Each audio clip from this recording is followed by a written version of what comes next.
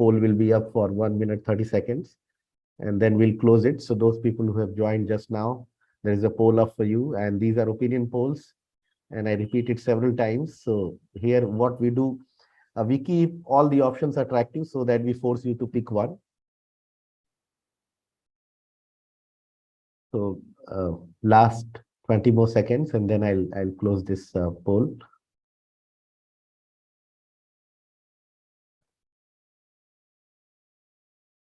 I think most of the people, there are option 2 and option 3. They're having neck to neck. Thanks a lot. I end this and I share the result for this one. And I request our guest speakers to have a quick look. Option 2nd and 3rd, they are somewhat related. I mean, 46% and 37%. So no more than 1/3 Indians are vegetarians, sorry. And then I close the second one, and let us go to the last poll. And this is a question for marketing students and otherwise as well. Which is the biggest priority when Indian consumers decide to purchase a product? Planet first, affordability first, experience first, and health first.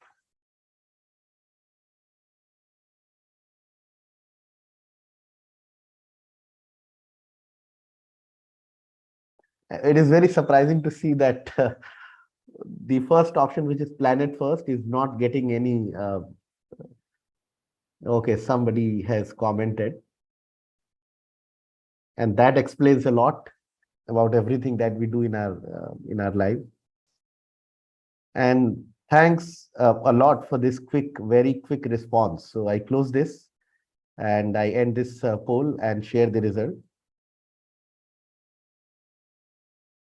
And affordability has got the highest, planet has got the lowest. And some cases, people also believe that experience counts.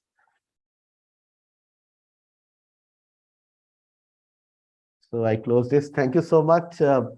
Welcome, everyone. I'm Sudhir Pandey, and I welcome you to Ahmedabad University and to the conversation series. Thank you so much for joining. Let me introduce today's guest. As you already know, you have registered for this event, so you know Hemant Mehta. And Hemant Mehta has spent over 3 decades with Kantar and worked across various roles and businesses. And his last role was with Kantar as Managing Director, Insights Division, India, and Chief Strategy Officer for South Asia. He spearheaded large-scale continuous behavioral measurements, such as consumer purchase panels and audience measurement systems in India and in the South Asian region. His focus has always been to understand the evolving consumer behavior and media consumption habits. Currently, he is active in angel investing and supports entrepreneurs in digital consumer services. And he's written a very interesting book, India in Numbers. So thank you so much, Hemanji, for joining us today, and welcome to Ahmedabad University. Thank you. Pleasure having being with you, and thank you for inviting me. Thanks a lot. The person who will be in conversation today is Professor Ravi Miglani. He also has more than 3 decades of experience in the field of marketing research and consumer insights, and he has also worked across the domains including consumer behavior, customer engagement, and research-based marketing consulting.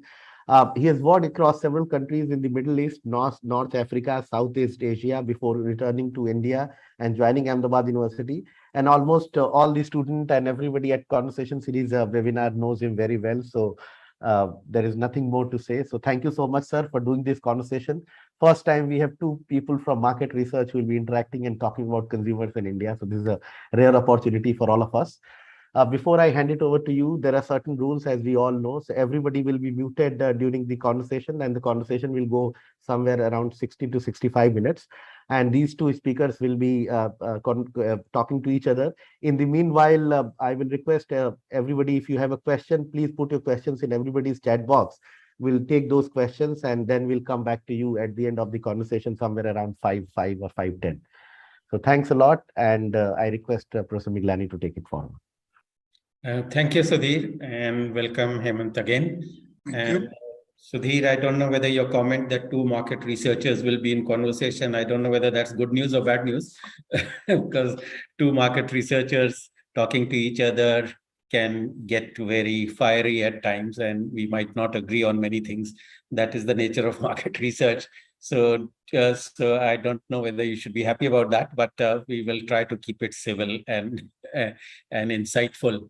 So being market researchers, and Hemant, as you heard in the introduction, has gone beyond market research to look at India through its numbers, and we will, through the conversation, occasionally be referring to the book that Sudhir mentioned, which we mentioned in the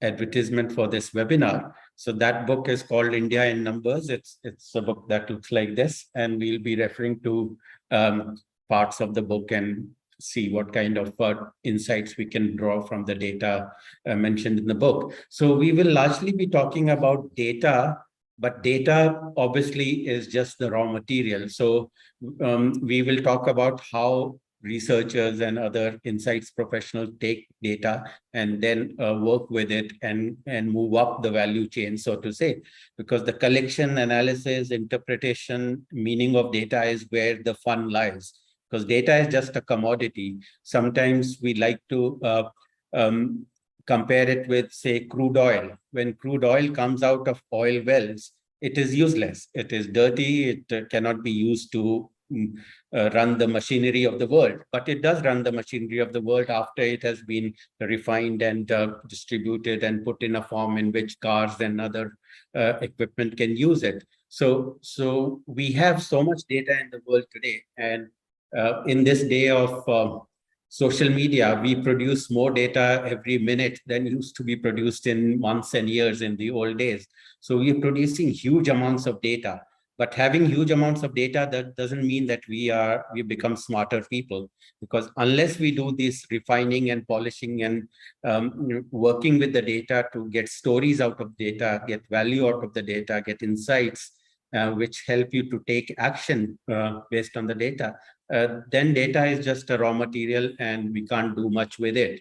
So with that, we are hoping today that our conversation with Hemant will reveal how insights professionals work with this dirty raw material, which is masses of data, and make it into a shiny insight, or what we sometimes in the profession call the aha moment. Where does the aha moment come? How do we work with mountains of data and find a nugget in it that says, this is what I need to do as a marketing person. So that's what we are hoping to get out of this, Hemant. So to start us on that journey, can you tell us a little more about what do market researchers do? What does the profession do, and how does the profession work with data to come out with these insights and stories? Okay, so Ravi, you've been a part of the discipline or the business of market research. So the way we typically go about is you have a client, and client has a problem. It could be a marketing problem, it could be a business problem, it could be a problem of any kind. And your starting point really becomes, and that's the most critical part in my mind, is really to zero in, decode the problem that the client has. You might typically get a brief saying that, Hemant, South mein ye product nahi chalta. Now, how do you define that it's not working? Is it sales? Is it relative? Is it any particular part of the region? So how well you define and arrive at, to use a very fancy phrase, what is the central question that you're trying to understand or decode is really the starting point. And everything else flows from there. So once I know what the issue is or the issues are that my client wants answers to, then I start looking at it from several lenses, which would address those, help me understand those issues better. And from there, you take on saying that, okay, who do I need to speak to? How many of them? Where all do I need to speak to them? And design the tools. It could be a qualitative research, it could be quantitative research. And today's day and age, it's a combination of all kinds of things that we do. There is, as you rightly said, there's so much data which is already available. You start looking at saying that, okay, what is already available? What else do I need to do? Or do I really, at times you don't even know whether you want to collect additional data. So you look at what is available, what is missing, go out, collect it.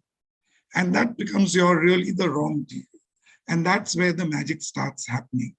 Once you've got the data, you really go back to the starting point and say, hey, what are my hypotheses about the issues that I'm addressing? And it is where really the curiosity, the creativity, and of the individual, the researcher comes in. How many angles can I look at the same issue or the same data again and again? It's very easy when you work with data that certain things are a given, like Sudhir's question about what's very important for an Indian consumer. Is it the planet first, or is it affordability? It was a no-brainer. Everyone knows that we love value, right? So you will get those kind of answers in most of your studies. But where does the aha moment come? The aha moment actually starts coming when you peel below that surface. Who are the people who have not responded to affordability? Are there a particular kind of people? Are there a particular kind of consumers? Are they from a particular region?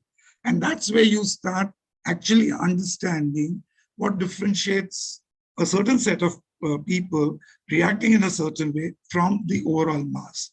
The beauty, more often than not, lies in those micro segments. In today's world, if you ask me, social media, every brand would have a social listening tool, right? Either they have it in-house, they have it through their agency.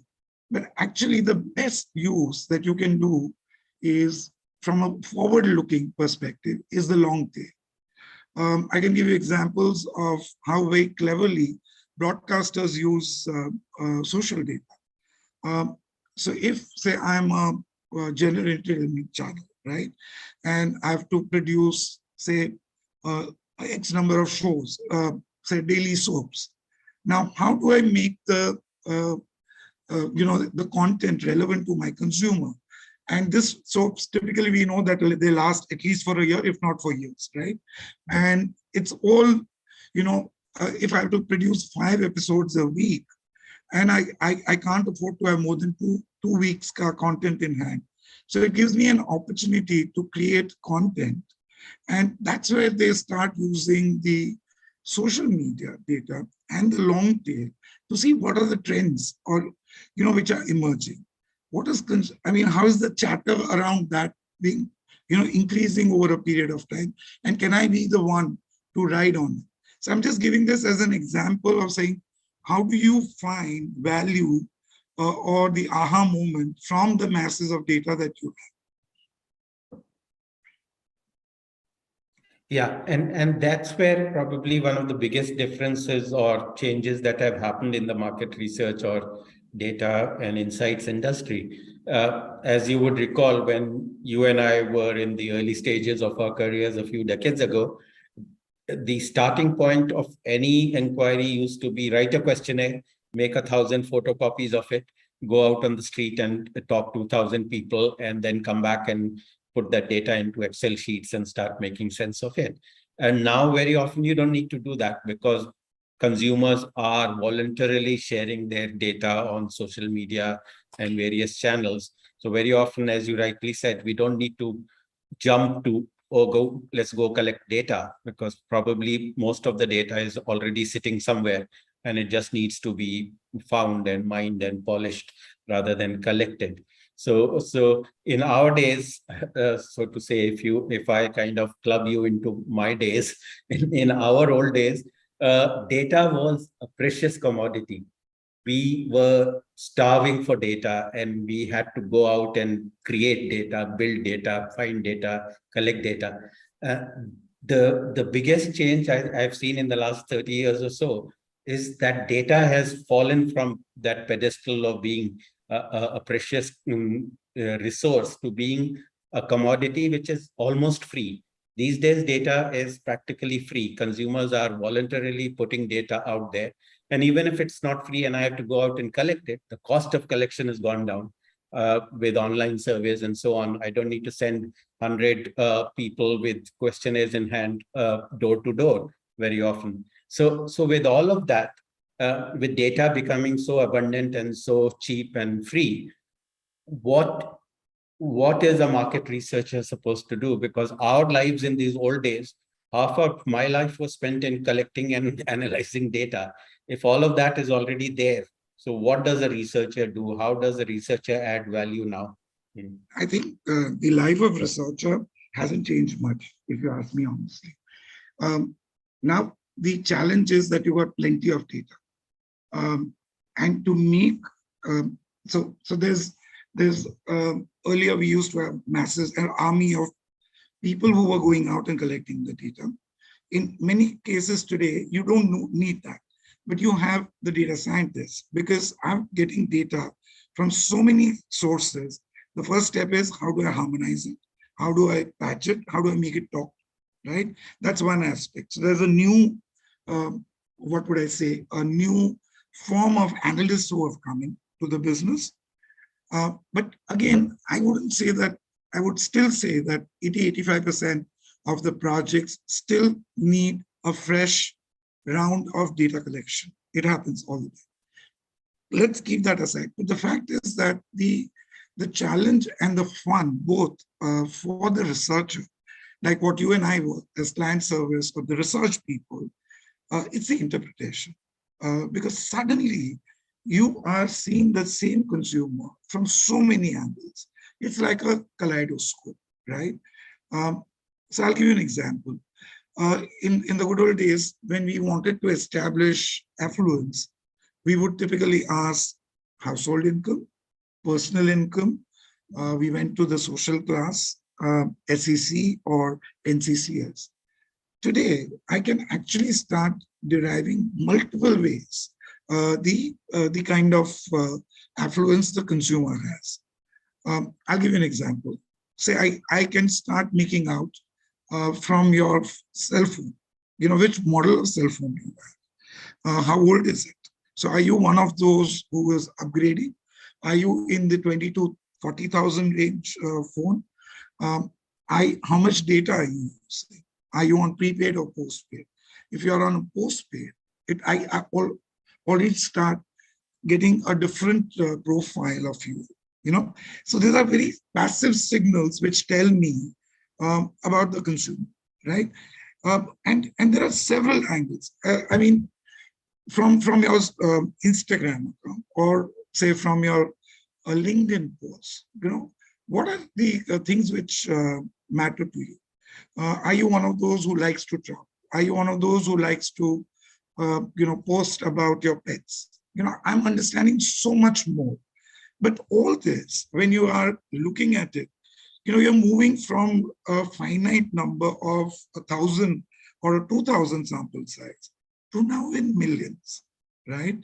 And that's really the fun part of it. And that's also the challenging part of the business. So the more the information, more curious you are, the better answers you will find. But the task for the researcher has actually become far more challenging. And I personally think it actually makes it far more interesting and worthwhile, because you are looking at the problem or the issue from so many angles, and you're likely to find something which you would have perhaps missed out if you were just going by these standard set of questions that you asked. Yeah, that is so true. Because we used to collect data largely through questionnaires, we got a very kind of 2D picture of the human being on the other side of the questionnaire. Because we couldn't kind of keep the person for hours, we had like a 20-30 minute window to question him or her. And so questionnaires were very focused and went straight into the product category. So why do you drink Coca-Cola and not Pepsi? And because it tastes better. And how often do you drink Pepsi and or Coca-Cola, and what do you like about it, dislike about it? We don't get a 3D human being picture. We get their cola drinking habits at best, or their claimed cola drinking habits, and reasons for drinking what they drink. But we don't know, as you said, if we pick up data from their natural habitat, like social media, we know more than just their age and gender and income, which we used to collect in the old days. We know what else do they do? What kind of lifestyle do they have? Do they have pets? How often do they eat out? Where do they eat out? What kind of clothes do they like to buy?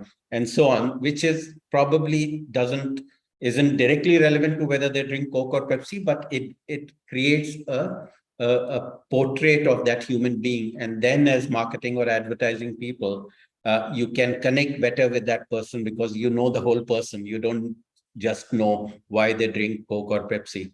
Is that that you would agree with that? That's what. Absolutely, absolutely.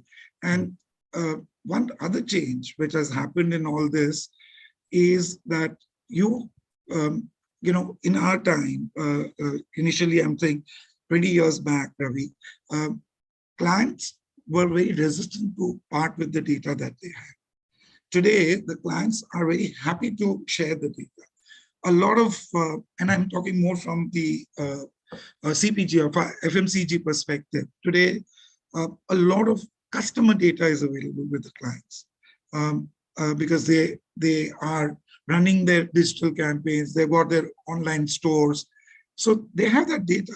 And so they're sharing the data with you to say that, listen, can you help me enrich the data that I have? And that's the new fun part of it. So you're getting data from various data owners, a telecom company, transaction company, and all kinds of things, app users. I can get people who are, say, maps. Where do people travel? I can use satellite data. I can use shopping data and all kinds of data. But the downside of the access to the data is consumer has now become a profile. What I mean by that is that because of privacy reasons and confidential reasons, today, when I'm doing data enrichment, what am I saying? I'm saying that, I want these are the characteristics of consumers that I'm after. And then I go into other data sets and look for those. And I keep on building layers and layers on that. And kind of, from a 5-point, I become, say, 50-point profile there. So yes, we're getting that. And that really is the most exciting part about it. So that's one big change. The other change, Ravi, is that we used to spend, we were very rigid and very wedded to statistical significance, right? Because we were working with smaller samples. But now suddenly, because you've got so much data coming in, I think the rigor is that much more, which is automatically coming in. So the concern that one had, I mean, I've been beaten up several times by, in client meetings and by clients or people who are not, when the results in particular are not to what they wanted, to say, पर ये तो तुम्हारा Hemant है तो कितने लोग से आपने बात किया? You spoke to 500 people, 1,000 people. Maybe you went to 8. I think those challenges or issues are also being taken care of because you're getting lots and lots and lots of data. It's in thousands, if not in lakhs and millions, Yeah, exactly. So the challenges are different, but obviously it's not that data is easily available and free and machines are there for kind of processing and analyzing and doing deep analytics on it. Doesn't mean that human beings are no longer needed, because those kind of judgments on what does it all mean, what's the story, what do I do with it, will still, at least in the foreseeable future, will need human beings. Machines are taking over most of that value chain, from data collection to processing to analysis to visualization and so on. But then a pretty visualization is not a story. You still someone needs to look at that visualization and tell a story, which in my experience, I find that is sometimes people fall in love with their pretty visualizations and infographics and think ki ho gaya, this is the story. But infographics and visualizations are just means to an end. That someone still has to say, okay, what's the story here and what should you do with it? I sometimes like to compare it with like other professions like journalism. In the old days, most journalists spent most of their time collecting data. कि यहाँ accident हो गया, air crash and a crime has happened here and flooding had happened there, and they rush and go and take pictures and collect data. That's their data on the site, the crash site and the flood site and crime site and police report. And journalists used to sit outside police station waiting for stories to come out from the police station and so on. Most of that has been taken over either by machines or by consumers. So when a flood happens, there's so much pictures of the flood on social media that a journalist doesn't need to go there and take their own pictures. The pictures are already there. The journalists are needed to tell the story, why it happened, what could have been done to avoid such a situation. Was it the government's fault? Were the local authorities prepared for it? Why not? What lessons to be learned? So journalists are now telling stories, not reporting that a flood has happened. A flood has happened, the world knows it within minutes before a journalist can even get there or write a story. So the world wants journalists to tell that why and the so what behind it. And similarly, in our profession, the data is now there. We don't need to spend too much time with collecting and polishing data, but tell the so what behind the data, which I wanted your opinion. You think the profession is doing enough to tell the so what, or are we still showing pretty dashboards and pie charts and saying 20% people believe this and 30% believe that? No, I think we do both, but there is a definite, if I look at my last 5 years in my earlier job, I think there's a huge shift away from, I remember in the 90s, I would go, when I used to work on the consumer panel, none of my presentations would be less than 150 slides. If I look at, say, 2019, the same category review might be actually be just 20, 25 slides. So one is that quantity coming down is one part. But I think what's happened, and I think what's really pushed all of us as research professionals is the downside of information overload is the lack of attention, right? You got to attract, you got to engage the recipient of that information. Finally, who's going to use it? So therefore, identifying the story, as you said, the right number, not bothering about saying, I need to show, while the story lies in a particular demographic, let's assume women 18 to 24-year-old in lower income groups. What earlier I used to do was I would show other women from upper income, middle income in the same demographic. Today, I pick up that one number and actually I build a story around. So there's a huge premium. I wouldn't be exaggerating when I say there's a huge premium on telling the story. Visualization, yes, is important, no doubt about it, because in the attention deficient world, you want to communicate very quickly. Your presentation would last, most of the presentation would be 45 minutes. And then you have time to, debate, way forward, questions, etc. And you want to engage and hold them with you. So it's visualization helps you, but it's the story which is the most critical. I'm just going to go back to my book. I have a random set of information, and there are various ways in which I could have done. One of the easiest way would have been to say that, okay, what are the broad themes? Is it about, say, demography? Is it about economy? Is it about affluence, etc.? Actually, I decided against it after doing it, and I said, it sounds virtually like a report, but it's not engaging. It's not fun. I wanted people to experience the data, live the data, transport themselves and or make a comment saying, nay, nay, nay, this looks like bullshit. How can, one of the things about saying that, okay, 30% of porn viewers in India are women. Ye ho hi nahi sakta. And it gets a debate going, even if you're with someone. That was the idea. So I think coming back to the question, more often than not, what I've seen in the last few years is that there is storytelling, and there's a very a deep focus on therefore what. There's a story, but how does that story, what does it mean, and how will the end recipient of that story, which is the client, the brand manager, etc., how they can use it for their further usage. Earlier, we were very badly accused of being the most boring set of marketing people in the marketing ecosystem. Let me put it that way. Researchers were terrible because we would go with, as you rightly said, millions of charts, Excel sheets, etc. I think we kind of made a progress, and quite a dramatic one. Yeah.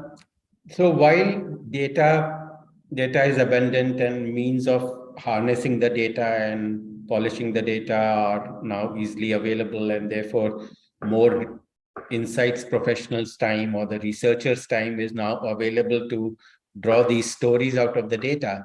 One pitfall that I see as now an outsider to the universe, to the industry, is that there's a tendency to cherry pick and pick bits of data that follow the story that you want to tell and force fit data to tell a story that you have already decided to tell. So leading to misleading conclusions by just picking up data that supports your story and ignoring the data that doesn't, which is something that happens in many professions which work with data. Like I was earlier talking about journalism. If you or your channel or your newspaper has an agenda, you'll pick up stories that fit the agenda and you suppress stories that don't fit the agenda. So misuse of data to tell the story that the client wants to hear. Do you have any anecdotes or examples where that happened, and how do you guard against that? I think, Ravi, there are some guardrails which are inbuilt. Okay, let's assume that, say, you are my client and you want me to tell you a certain story, right? Don't forget that there is a lot of history around the brand, around the business, around the topic that you are talking about. So I might choose to pick, but when you have so much data, you always end up cherry picking. But I haven't come across too many cases where where you find that, people have kind of, there's an agenda to address, and therefore but my experience has been that you somehow get caught. You might get away with one project or one assignment, but if you are working with the same business and the same brand on an ongoing basis, it comes to bite you. So there are checks and balances that are there. Secondly, it is also, I think, one of the key things for insights as a business and as a profession is ethics. The most critical thing that, if you ask me, always has been how ethical we are as people. We prided ourselves and we continue priding ourselves. Because, if we were, and I would really be upset with a client who wants me to come and tell a story, then he doesn't need me.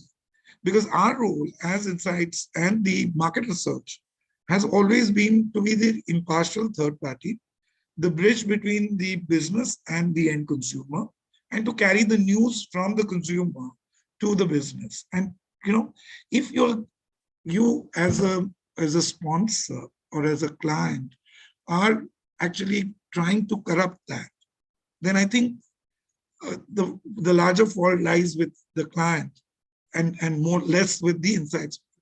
But I'm saying we've always had the ethics committees in the industry bodies. I can't recall of very many cases about this kind of thing I wouldn't say very many. I can't recall of maybe one or two in the last few years that I was there in the business.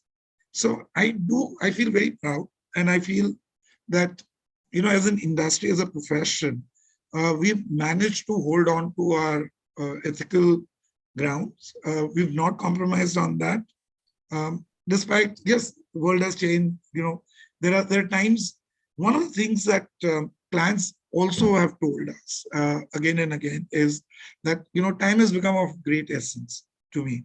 I want the information as fast as possible, and that's where one change has happened. Is that earlier we would say, I would do 100% back checks. I would verify the data. I'll double punch the data to say that there are no errors.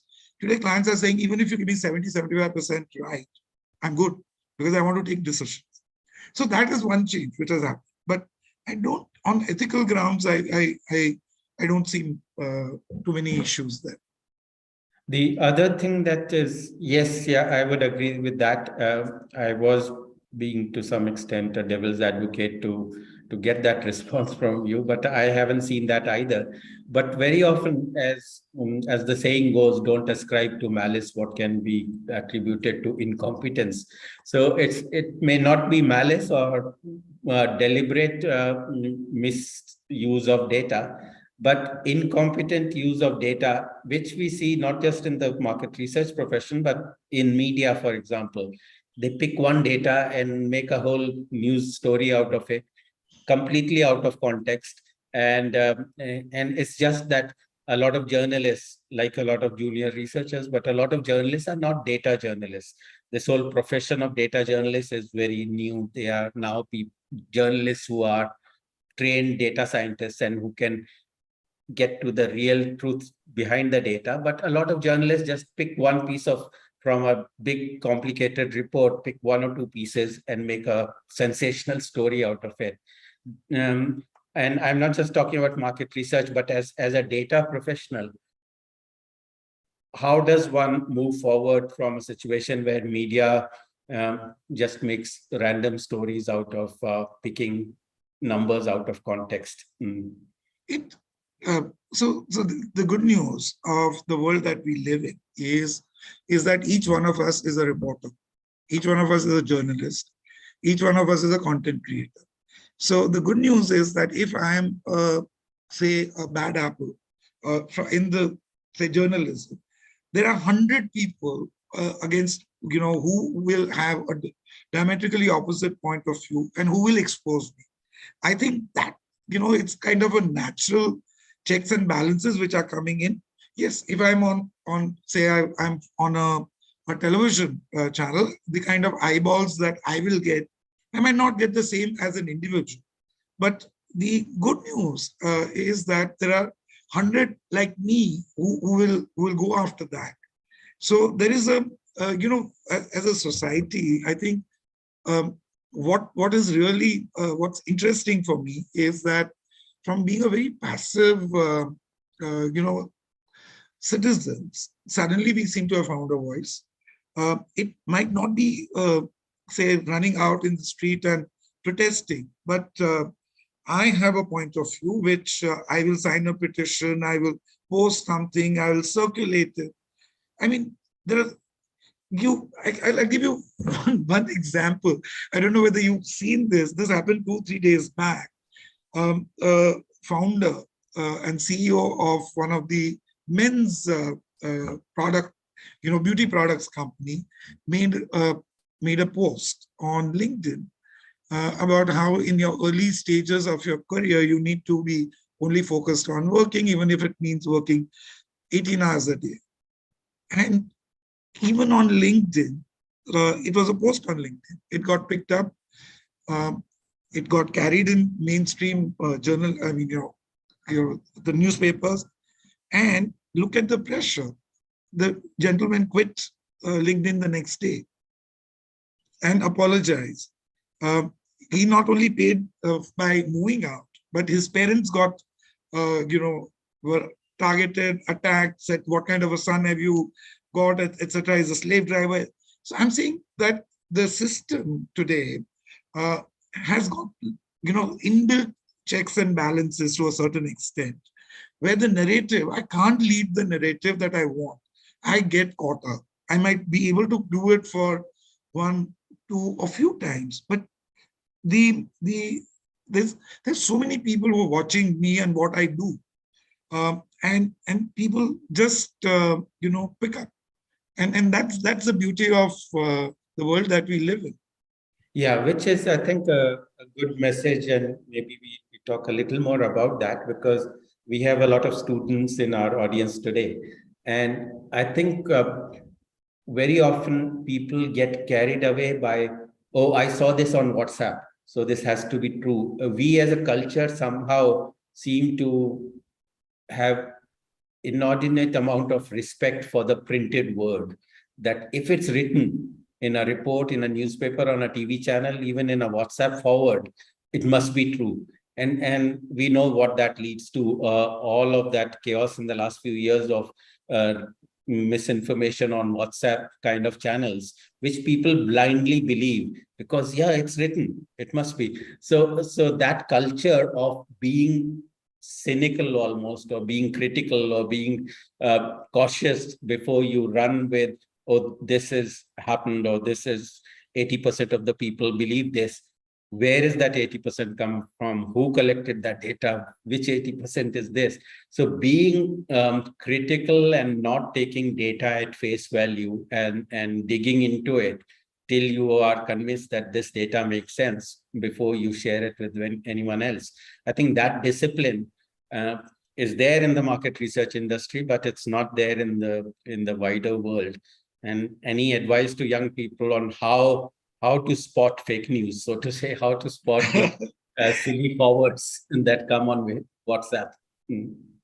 So two comments. One is, yes, see, the other trouble with the world that we live in is that because, as I said, we are all journalists, all content creators today, we want to be first. Okay, and that's where this kind of narratives benefit from. So if you send me a forward, I blindly believe because it's coming from you, and it's my job now to send it. I want to be the first in my 100 groups that I have got on my WhatsApp to share that information.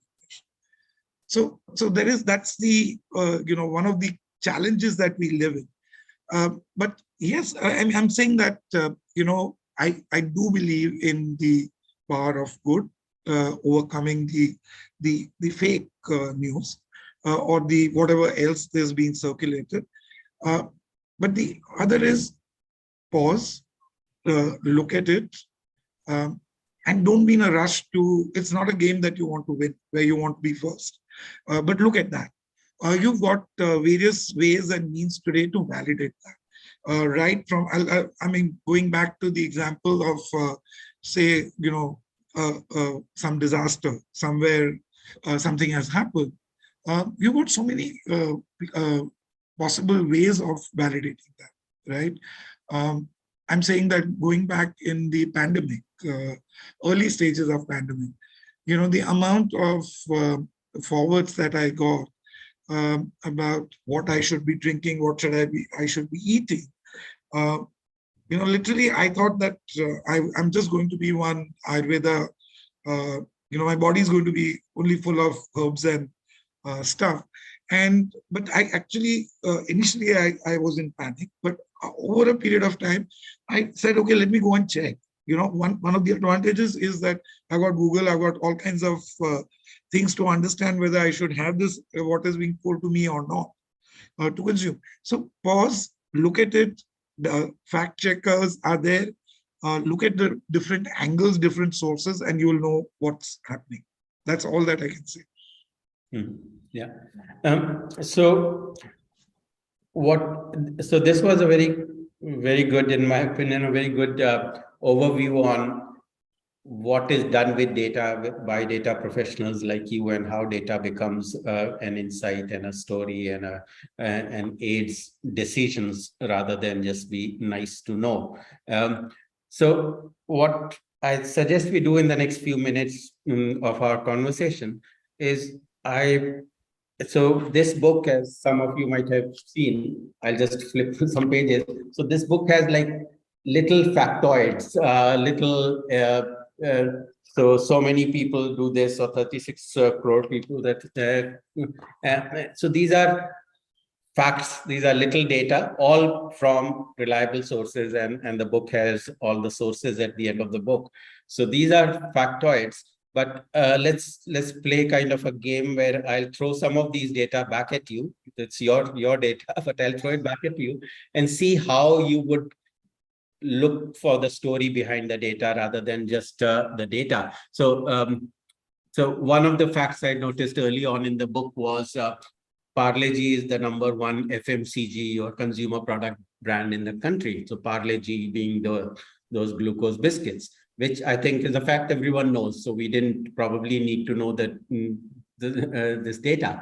But you then follow that up with that 400 million Parle-G biscuits are produced every day.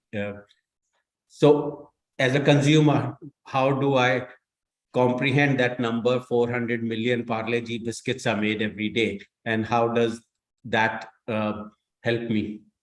Okay, so I think if before I answer this, I would like to just contextualize why this data or why this book, to be honest.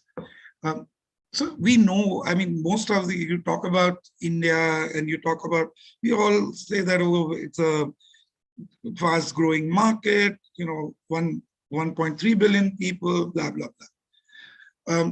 And there are lots of, I would say, truisms or, kind of labels that we have put around us as a country and as people. And there are lots of things which are very, very different.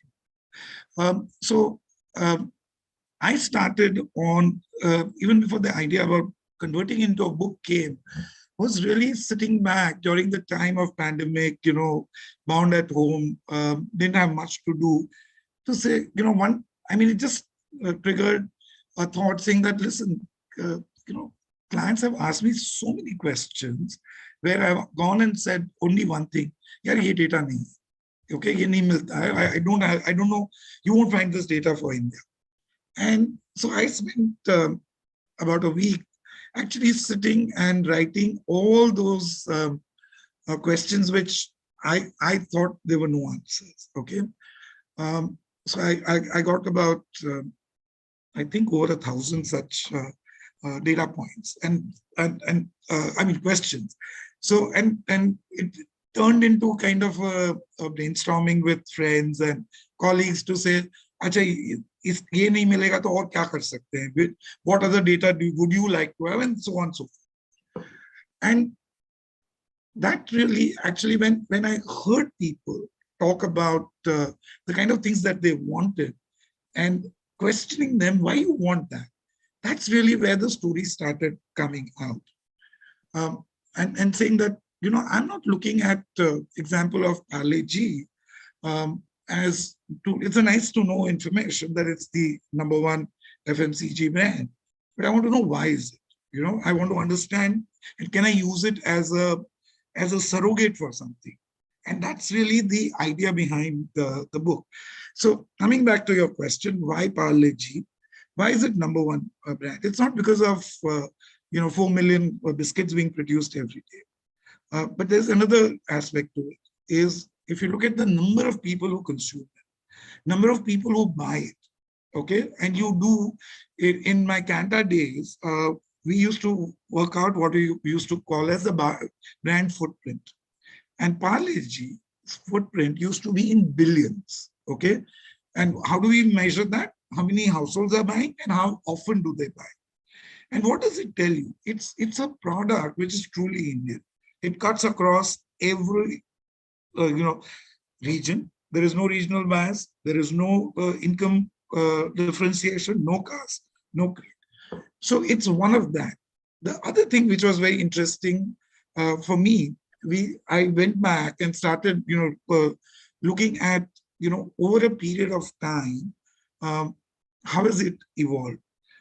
And what you found was the consistency. There was one consistent thing, which was the taste. It has never, they've never, thank God for that, they've never tried to do a cherry coke, if I may use that very cheekily, but they've never done that. The only thing which has changed was from Parle Glucose, it became Parle G. But what really, when you actually start analyzing, one is it's secular, one it is truly Indian.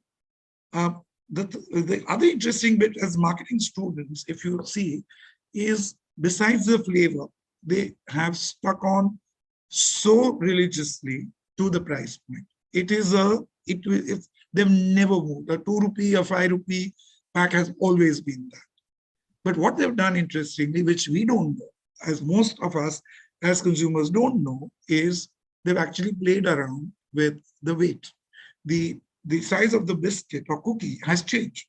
In fact, if you ask me, it's a great example of what's happening in the US now, and what everyone fears there is that the shrinkflation in an inflationary time, they're saying that just to keep the products pricing at the same levels and not increase, manufacturers will start reducing the fill. We have ourselves as a country gone through that. I can give you an example. When I was growing up, or even I'm saying that when I started working, I always heard my mother saying that 1 kilo tel lena, khane ka tel lena. I don't know when it happened and how it happened, but today, except for the being a Gujarati, I know that we get that 15.5 kilo ka tins of oil. But as an average, someone living in Mumbai, I only get liters. Now, why am I saying this? Is that a kilo of oil is now become 1 liter. Now, 1 liter is actually 810 grams. I don't know how many of us know. Now, why is this important? Because it does two things. It tells that somewhere our consumption levels have gone down or remain flat. So what I used to buying 1 kilo, I'm now making good with 810 grams, right? I don't know whether it's health.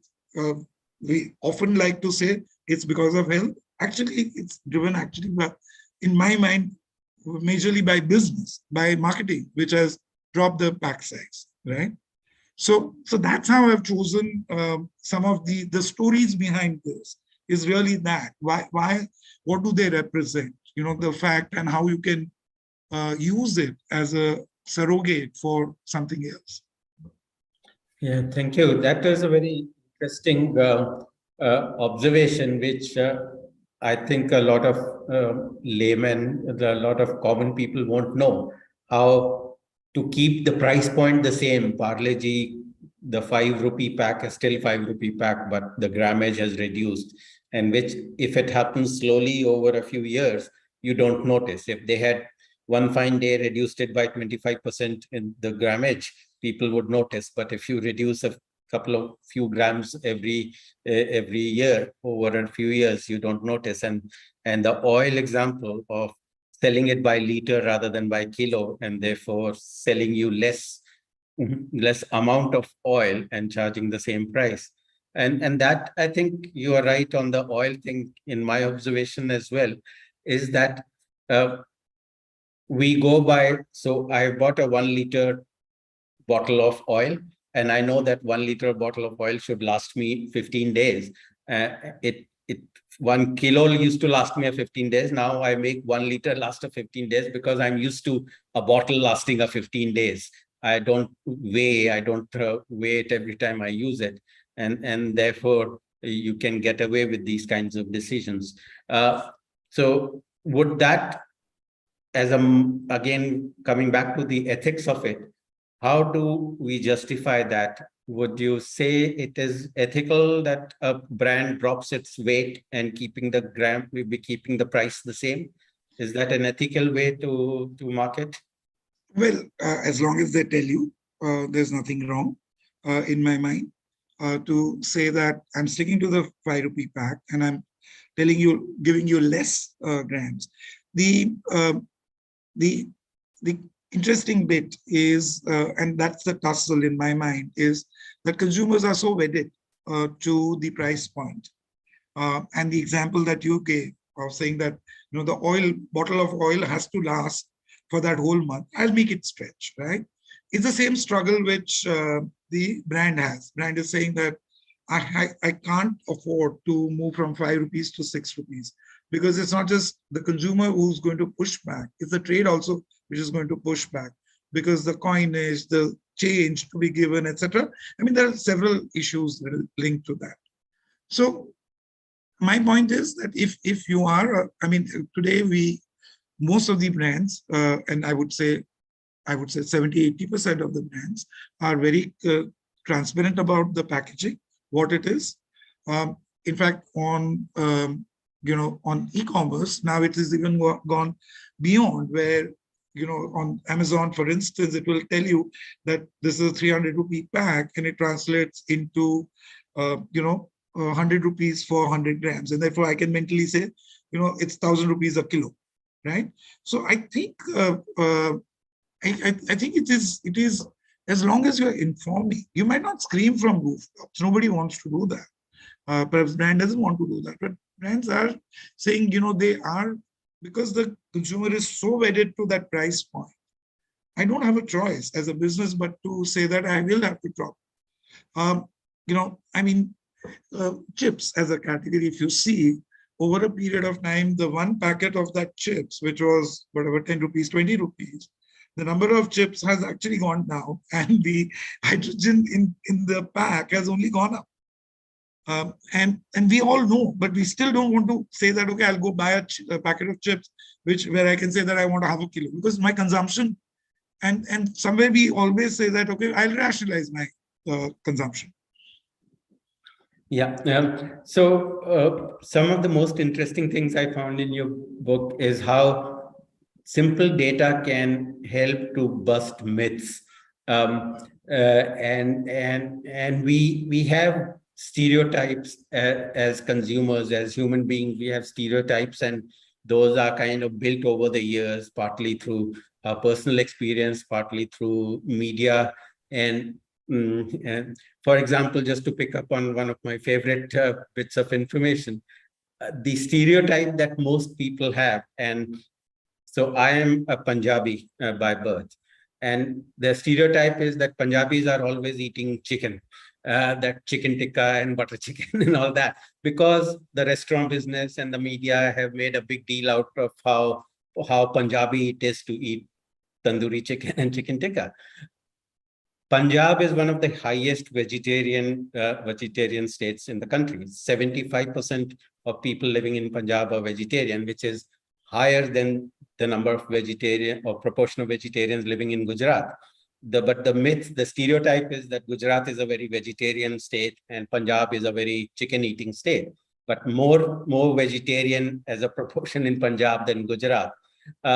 So how do we reconcile these? Where do these stereotypes and myths come from, and what does the data profession have to do to bust such myths?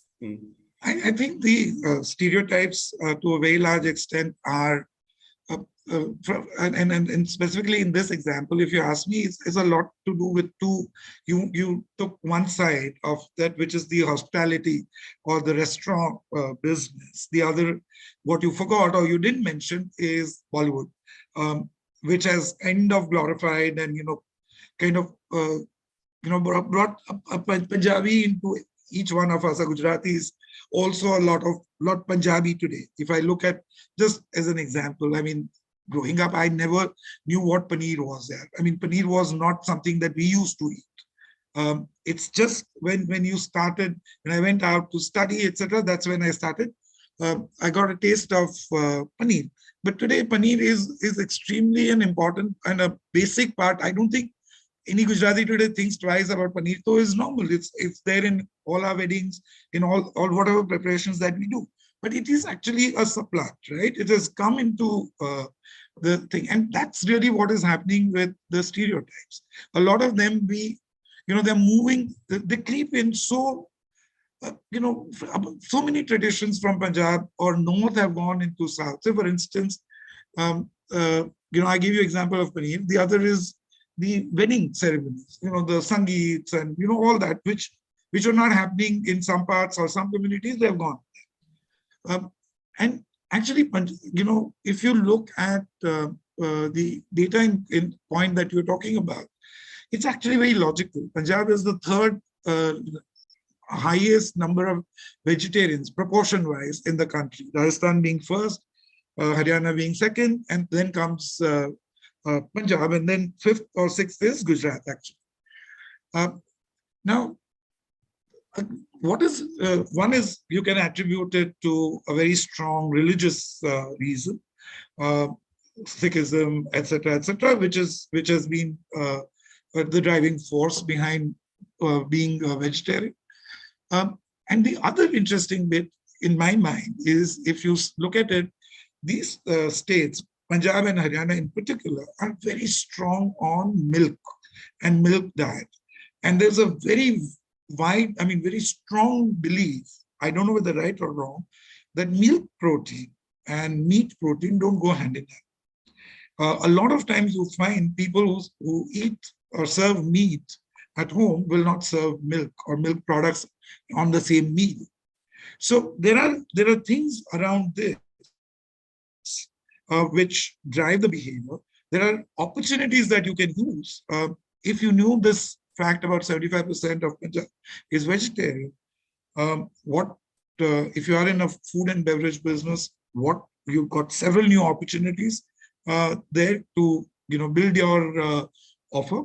And I mean, those are the points that I would like people to look at it. Go look at, yes, there is data piece, which is 75%, but how can you use it very creatively in your decision making, whichever kind that you, but it should be helpful. Yes, yeah. So which is, as I was earlier referring to in the earlier part of the conversation, of data being pulled out of context, one number being pulled out of context. But as you're saying, like 75% of people in Punjab are vegetarian is data out of context. How do I put context around it? Why is it in so much conflict with the stereotype? Where did the stereotype come from? So if I'm a marketer of food products, how do I approach a market like Punjab? And how does the fact that 75% of my consumers will be vegetarian, how do I use that in my marketing and brand story and so on? So then it becomes a full story, not picking one number out of the hat. One or two last ones. I think we are running out of time. One piece of data that jumped out at me, which illustrated how averages can be so misleading. One piece of data there is in your book that 120 million Domino's pizzas are sold in India every year. Now, you can pick that number and run with it and saying the whole country is eating Domino's pizzas. But the whole country is not eating Domino's pizza, because 120 million sounds like a large number. But there's another piece of data in another part of your book, which says only 15 million Indians, which is like 1.5 crore Indians, which is like 1% of the population, eats at least one Domino's pizza in a year. So it's that 1% of Indians who are eating a lot of Domino's. 99% of Indians have never eaten a Domino's. But if you just make a newspaper headline saying 120 million Domino's pizzas are sold in India every year, it looks like the whole country is addicted to Domino's pizzas. So how do you, again, avoid drawing such misleading conclusions? I think I would do exactly what you did, which is to say, even if it's 120 million, I'm saying that when we are 1.4 billion, we know Domino's is not in the rural as of now. So I will zero it down to say, okay, 450 million Indians in urban India. I would contextualize that to say, saal bhar mein 120 khate. So 120 divided by 450 is the first thing I would do. So I'm making two things here important, that contextualize to the right geography where the business is. See, therefore, what is happening. But the other thing that I would do is I would actually use this, for me, why it was important to go, why I chose it to go into the book really was that it just from two perspectives. One is if you ask me, pizza as a format is very similar to what we traditionally have eaten, which is flat bread, uske par sabji dal do, kuch bhi dal do. And that's how we eat. And here is a Italian or whichever, wherever it's come from, that version of that same base of chapati or, and on which you have toppings. So I question why only 120 and why not more? That's an opportunity. Second thing, it tells me it's so similar format. Therefore, more and more Indianized toppings will be the ones which will drive the, if I want to design that, I would want to do that. Third data point is, despite everything, while the global average of cheese consumption is about 20 kilos per person, we are at 200 grams. If you take urban India, it's 700 grams. So it just gives you a lot of thought. If you correlate 2-3 facts to say, where are the opportunities? What does it tell me about the consumers? I'm not even getting into the other story, which is, and I know, and, which is well established, that as the economy starts improving and growing, GDP grows, your fast food is the first thing that consumers go for.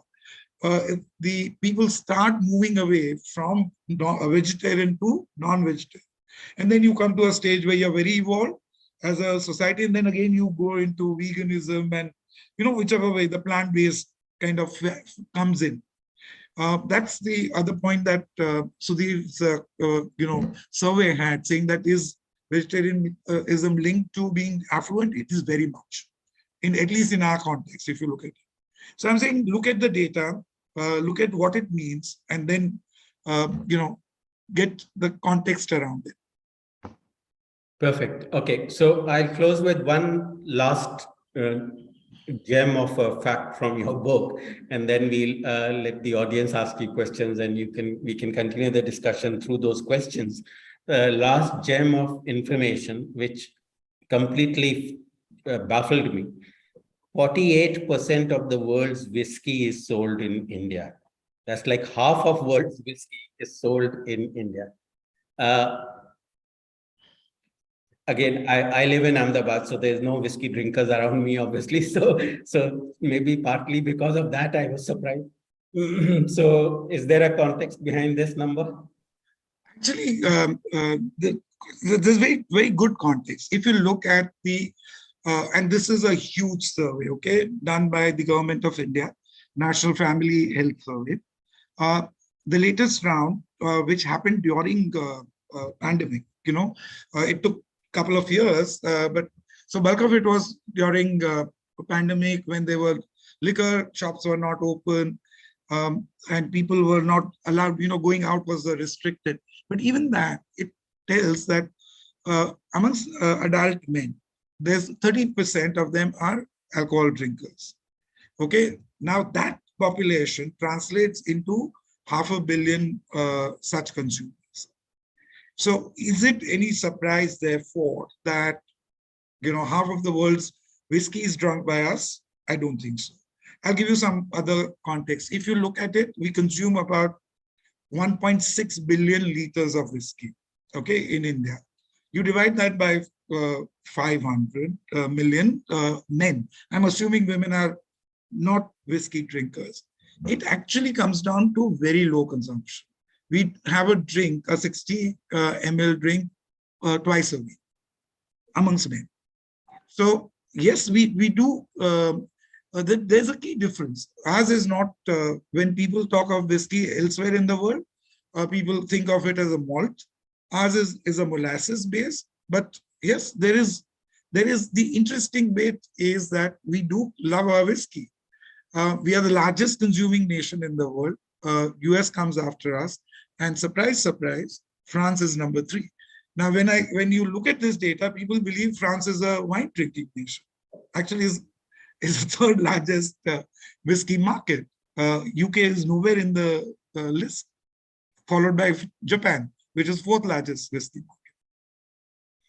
market. Great. Yeah, I think a lot of such other gems and context around data pieces we can address in response to questions. So I'll hand over now to Sudhir. Do you have questions from the audience, Sudhir? Yes, we have a lot of questions, and some of them have been answered during the conversation.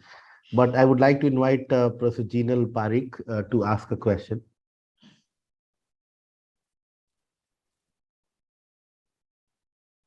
Professor Jinal, if you can unmute yourself. Yes. Yeah. So, good evening, sir. Thank you for sharing such interesting insights about the market as well as the data and how the numbers tell stories. It was wonderful hearing you and Professor Ravi in the conversation. I have put my question in the question box, but I'll repeat the question. You have been instrumental recently in drafting the New Indian Consumer Report, which came out in 2021 post COVID, if I'm not wrong. And I think that was also from Cantor. So Correct. I was just interested in knowing as to what are some key takeaways and insights with regards to the shifts in the consumers' mindsets, attitudes, and beliefs that you have been able to find out through this report vis-a-vis the ones where the consumers used to be leading a normal life pre-COVID. So I think there have been a lot of shifts. So if you can throw some lights as to how the consumer behavior has changed post-COVID, Sure. it will be great. So thank you, Professor Parekh. I think it's a very interesting question. Some of it is very, very obvious changes that one had expected that we had seen. So for instance, health became paramount, right? And it was not just in the form of stimulants or sanitizers, but even certain other consumption of things. I'll give you one example. For instance, the consumption of eggs during pandemic actually went up because of that, the protein that you need to have, and that it helps you fortify yourself, etc. And that trend is continuing, right? I think we became far more. One very interesting change for me was is that if I look at the work that I've done over say last 20 years, one was saying that yes, as Indians, family is my cocoon. Family is where I go back to. It's my safety zone. But before pandemic, we were seeing that there was some amount of it was getting a little loose. People were saying, I want to be myself. I want time for myself. You heard even women say that, I'm going to, this is my time. Abhi aap don't bother me about the rest of the house. I think pandemic changed that dramatically. It actually reinforced the value, reinforced the bond, strengthened the bonds that the family had.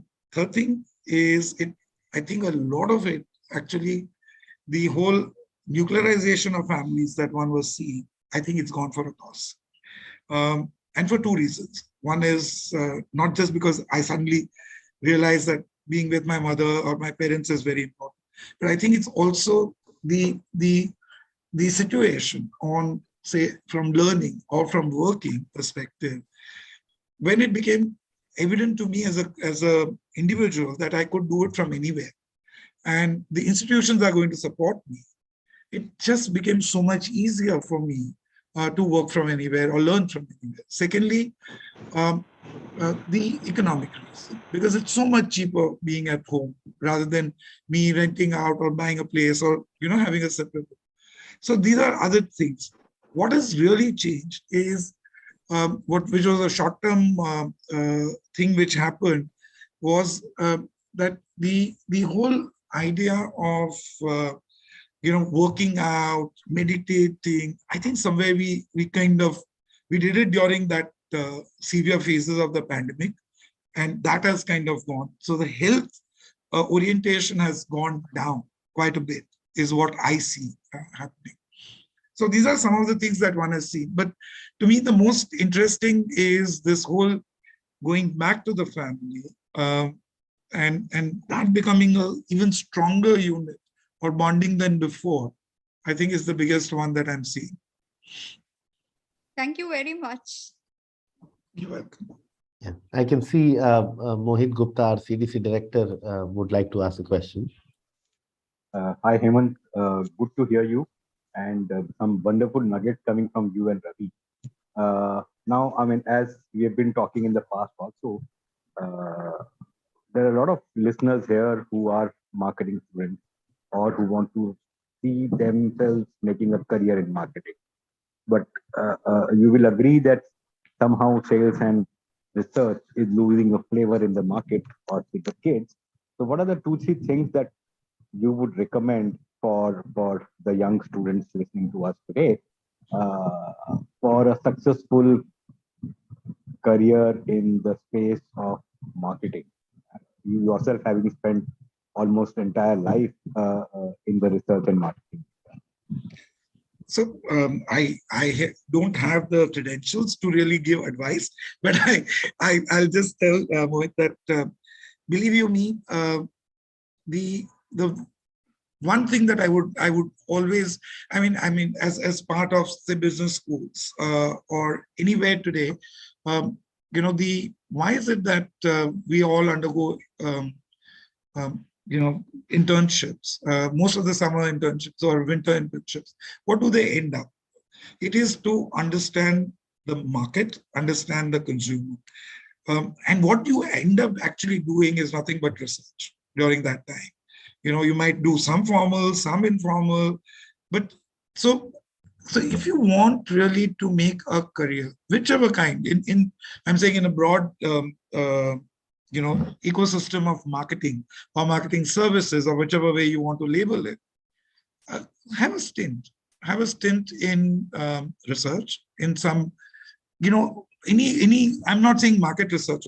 It could be work with an analytics company, work with an advertising agency, work with a media agency, where you understand you get an opportunity to really understand the consumer, understand how they behave, how they react, and those learnings, and then you move into whatever, you want to get into, product management, get into it. Some of the systems which of the past, which have always, I do believe were done with a very good reason and still continue doing. So I remember when I was passing out of MBA, joining Unilever or Hindustan Lever in those days was the dream job. But the the scary part was that you had to work the markets. You had to go and work in Itawa or wherever they had the farm. But I think that system was so good, because you actually understood not just saying this is Lux and you go out and sell, but you understood how Lux was made. You understood how Lux reached the consumer, which was through the trade. How the trade worked. How do I speak to the Lalaji there and say, Sarji, ek aur box kharid lo? Because that's how I was delivering the numbers. The business was delivering the numbers. So I think it's a great idea to spend. And today there's so many opportunities. You can be into creative, you can be in data analytics, be a data scientist, but all of them will give you an understanding of the consumer, which you will which will be most valuable when you get into whatever else that you want. Golden. So KYC is something that people should be working at, or the KYC skills. Great. Thank you. Thanks for it. Welcome. Yeah, thanks a lot. Now I would like to invite one of the students, MBA student, Shalini, to ask a question. Shalini, if you can unmute yourself. And yeah. Good evening, sir. First of all, thanks a lot for such an insightful session. Sir, I had two questions in my mind. First question is, now that we are living in an extremely technologically driven world, where for everything we are using technological tools. So in that context, does AI and machine learning, which are quite ubiquitous in today's world, are they really helpful in carrying out market research? And if yes, then to what extent? And so my second question is, has the consumer today become more receptive towards unconventional product ideas or service ideas, or are they still averse to certain changes? So these are my questions. Thanks, Shalini. So, okay, let me try and answer your first question about AI, ML, and how, So what's the value of human beings? I think this is something that Ravi and I also chatted in the earlier part. So my answer to this is that you can't do one without the other. You need people. You need, now basic assumption that we are making with AI ML is that there is all the data which is available. Then you're training, you need the training data set. You are telling the machine to identify what you want, right? It can't just go, I can't just let it loose. I have to, ask questions. Who's going to ask questions? The questions are going to be asked by people who understand what the issue is, what the brand is. What questions are we trying to answer, right? So you got to program that, and that comes from the person, from people like me or you or whoever is the in charge of that.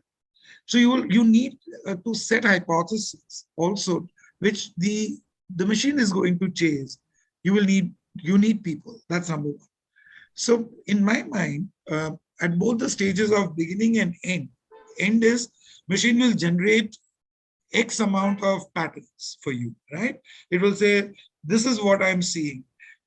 You spoke about, AI. I would say even take very simple thing like say natural language processing, right? Which we say that, okay, on social chatter, go and find it for me. But even when I'm doing that, I need to tell the machine, NLP programs to say, look out for this 20 different kind of terms. Only then it can come back and tell me what I want.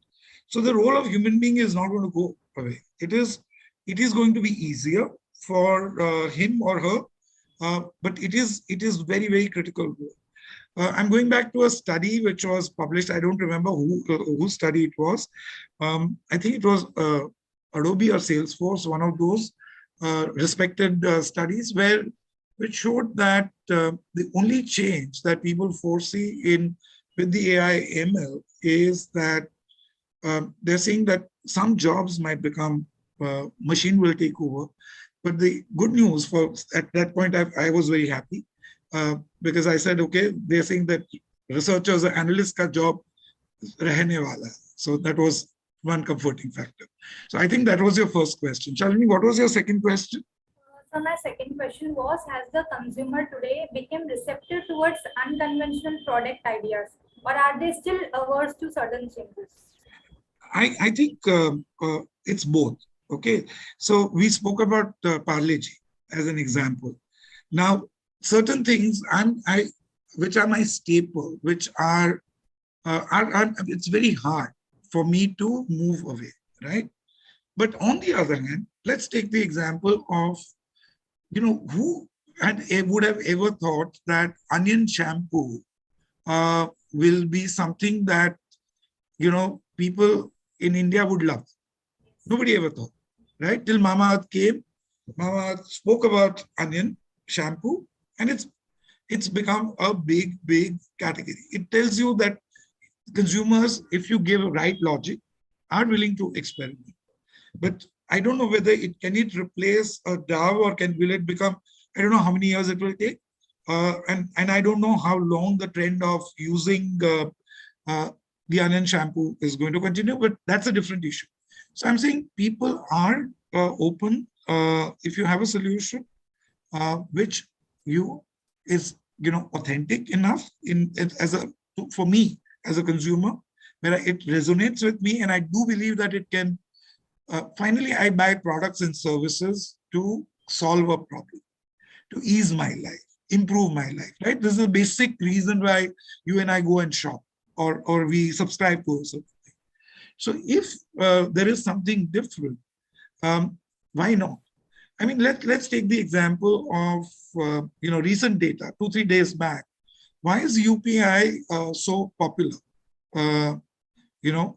We're transacting some 10 billion in a month, 10 billion transactions in a month, or some number like that. I might be wrong in the numbers, but it is, if you see the curve, it's just going up gradually. It's about 65% of the transactions are now UPI transactions. Think about it. As a country, we were always cash. Cash was very, very important for us. And then happened demonetization, and then life changed. But life changed, but the fact that it is easy, fact that I'm able to control, it's on my phone, which is always with me, consumer behavior has changed. So they have gone in for something new. So the point is, as I said, if I feel if the solution resonates with me and I feel confident that it will improve my quality of life or experience, I will go for it. Thanks a lot, sir. Thank you so much. You're welcome. Yeah, our time is up, but I would request Hemant sir for 10 more minutes. We have several other questions. So Sure. we booked you for 5:30, but I think it will go up to 5:45 or something, or 5:40. So it will not take more than 10 minutes. Professor Vinay Kamakar would like to ask a question and is raising hand. So if you can, Professor Vinay, can introduce yourself and ask a question, that will be. Yes, are you able to hear me clearly? Yeah, yes, we can. Yes, I'm a visiting lecturer in Mumbai and also a consumer research consultant. My bigger introduction would be Hemant was my super boss for 14 years. Wonderful. Yeah, good to have you. Welcome. So Yeah. I personally owe a lot of what I know about not only market research but about management in general to your guest, to your honorable, your speaker, Mr. Hemant Mehta. So Hemant, first of all, thank you very much for whatever you talked about today. It was very insightful for me also. But anyways, because other people are waiting for their question to ask questions, I'll come to my question. Sir, can I ask my question, sir? Sir, can I ask my question? Yes, please. Yeah. So Hemant, I've written the question there in the chat box also, but let me ask that question. We talk about data collection having become easier and more data being available, cheaper data being available for cheaper cost, digital data, social media. But we also know that there are two things about it. One, a part of that data can be from fake respondents. One, and secondly, it may not be, and generally that's the problem we face. It may not be sufficiently representative. And we have really no way to verify the representativeness of that sample that we take data from. So my questions are two. One, it's his offline data collection that is collected with representative sampling, with some basic questions like gender, age, education, and all that. Is offline data like that still not important? So one question, and still not sufficiently important, not only important, but not sufficiently important. One question.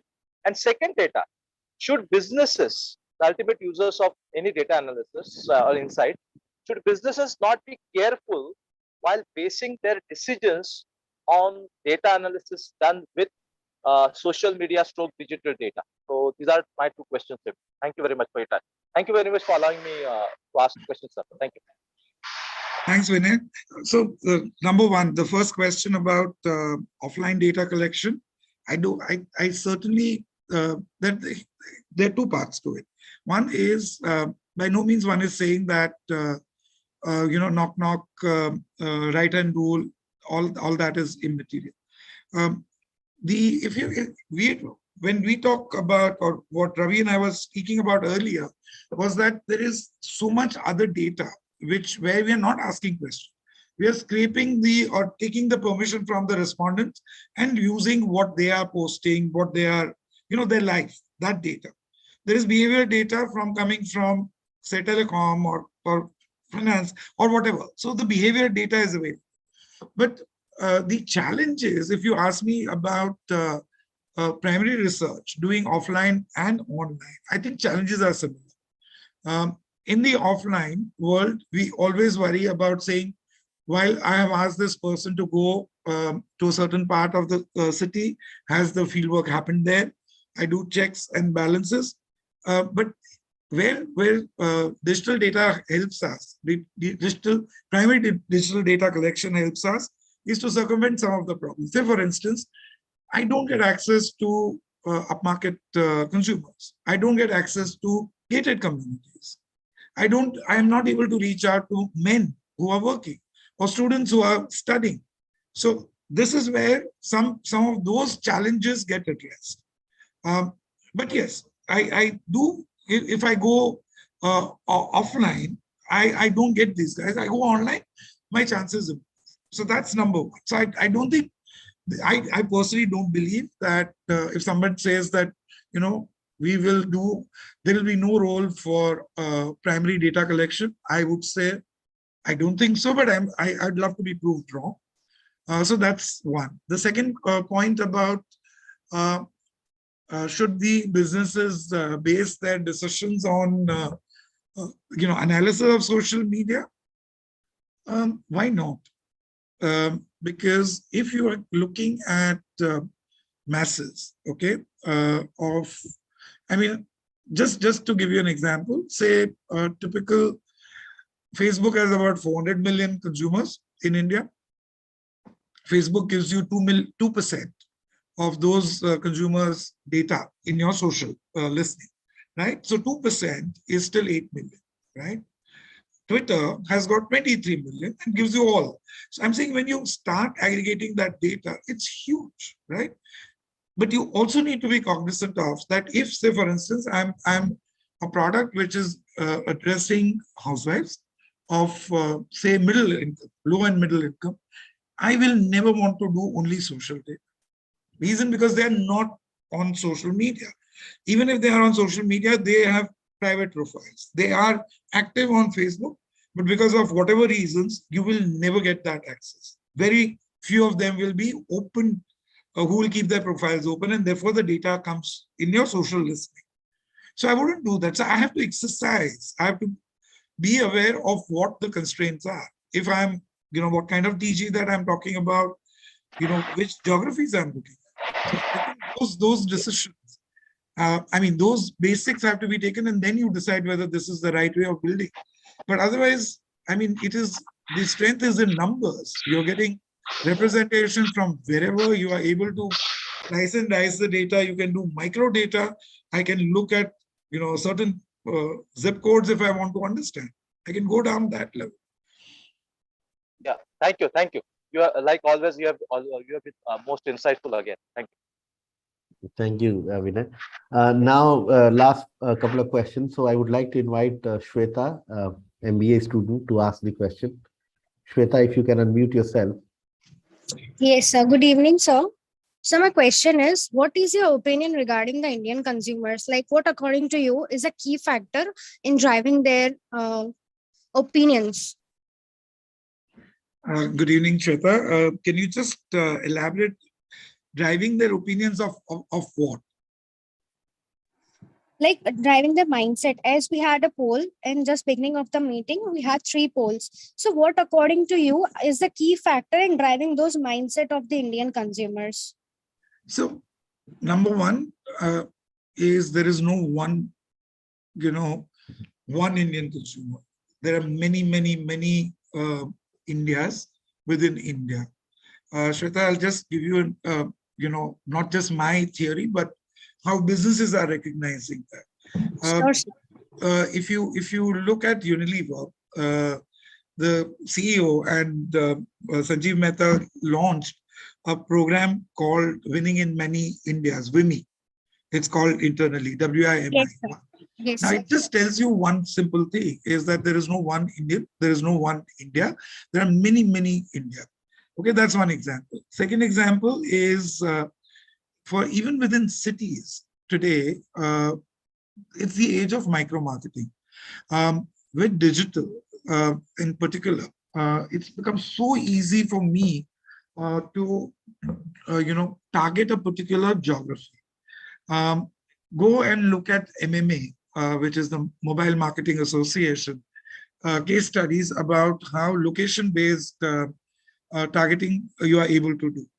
Amazing stuff. You are able to, technology allows you to do that.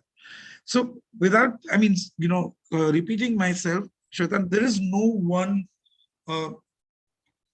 prototype of an Indian consumer. Yes, there are certain values which are very, which runs through. So we spoke about value, being value conscious.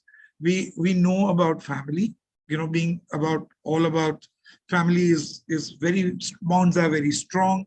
We still value education, but I would not want you to generalize. There are certain 3, 4, 5 traits that I would say kind of more or less will be common across, but there are many Indians, many Indian consumers. So please, first identify whom you want to talk to and then start studying them. Don't generalize. Okay, sir. And one more question. As you are a part of marketing research program, so you should what according to you has been the greatest challenge while you were dealing with the Indian consumers? Okay, so there are many challenges, but I think the main, the challenges vary between, say, urban consumers and rural consumers. Challenges could be in terms of access. I spoke about in an earlier question, saying that, say if I come to, say, in your campus, in your university, if I'm not allowed to interview, I am not able to get access. That becomes a challenge. But I think the biggest challenge today in market research is the consumers have become so busy. Okay, it's the paucity of time. We as a profession have to recognize it, have to be very brief in what we, and our questioning has to be very precise. Consumers are so busy. They're doing us a favor as market researchers by answering our questions. And these, you have to respect their time. You have to respect and don't treat them as Ogilvy said, don't treat them as morons. I think you've got to respect that. Access and time of the consumer is super difficult. That's the most challenging thing. People talk about, are consumers able to verbalize? Believe me, they verbalize very well. Where we go wrong as market researchers is, say if it's a quantitative survey, and I see all this that I'm speaking is actually being recorded or written. When it gets converted into data, it typically becomes so flat, and it's pre-coded into some 100 different reasons, and those reasons come out. I think we do a bad job of it. Consumers are actually able to verbalize very well, but it's the access and time. Consumer is extremely rushed, extremely time pressed. They're time poor now. Thank you, sir. Thank you so much. You're welcome. I think we have done most of the questions. Ravi sir, if you notice any question that you would like to raise, otherwise. No, I think we have in some way addressed most of it, and we have kept Hemant for longer than we had asked him for. So we should let you go. You have given us so many insights. So I'll not really do a kind of closing statement, because you have closed the loop on all the questions that were raised by me and by the audience. So it's all very clear. My only thing that I think I have relearned, which I had learned during my market research profession, and I think a lot of our students here need to learn, is I think in our culture, there is too much focus on knowing the right answer and not enough focus on knowing the right questions. And I think we need to focus on asking the right questions, being curious and asking questions, and not rushing to answers. Answers will come in good time. If we ask the right questions, answers will come at some point. They haven't come to me yet, but they will come at some point. But asking the right questions, like whatever random data we pick up, 120 million Domino's pizzas sold in India every year, 400 million Parle-G biscuits consumed by Indians every day. Why? What's the story behind it? And as Hemant told many of the stories behind it, and how to put a context behind it by asking why, rather than just taking data at face value and running with it. So know the right questions and don't bother about the answers. Answers will follow. With that, I think we will thank Hemant for his time. It's been really insightful, and we will hope to see you at our campus in the near future. Thank you. Thank you so much for hosting me, giving me this chance. Really lovely. speaking with everyone. So thank you for your time. And I look forward to visiting the campus soon. Thank you. Thank you. Thank you so much, sir. And thanks to all the students and other people who have joined today. Take care and see you soon. Maybe one of these Saturdays. Thank you.